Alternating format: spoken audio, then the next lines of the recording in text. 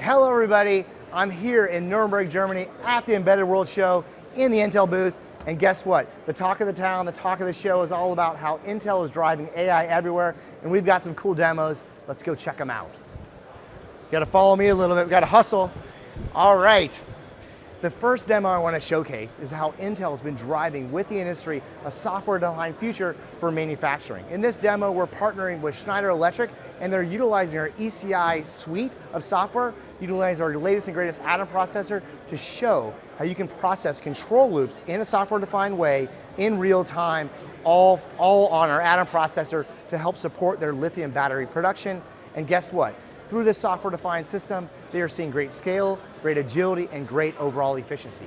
Let's go check out another one. All right.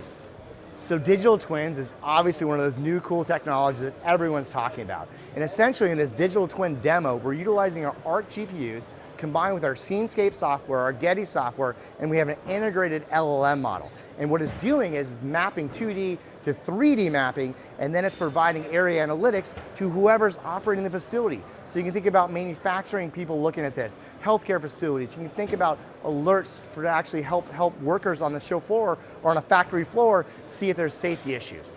Let's go to the third demo.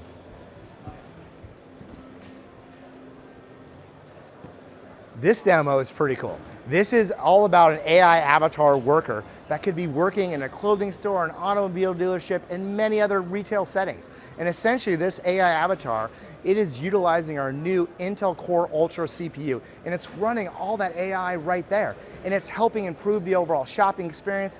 I experienced today, and it helped me out. It told me all about this embedded event. With that, thank you very much, and I look forward to seeing you soon.